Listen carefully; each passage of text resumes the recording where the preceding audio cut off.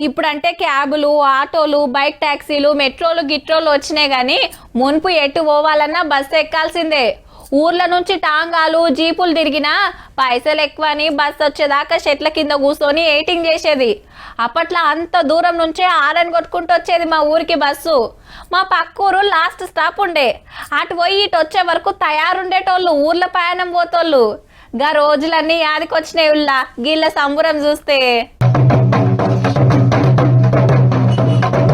పెండ్లి బారాత్ కాదుల్లో బస్ వచ్చిన సంబురం. మహారాష్ట్ర గడ్చిరోలి జిల్లా కటేజారి అనే ఆదివాసి గూడెంలకు బస్సొచ్చుడు ఇదే తొలుత. మరి స్వతంత్రం వచ్చిన కాంచి ఇళ్లకు బస్సు సౌలతే లేదు. అంతెందుకుల్లా మొన్నటిదాకా తొవ్వే సక్కగా లేకుండే.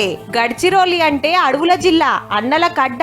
ఊరికి రోడ్డయ్యి బస్సులు తిరుగుతుంటే వాళ్ళ మధ్యలో బయటికి తెలుస్తుందని పనులు కానియరన్నట్టు.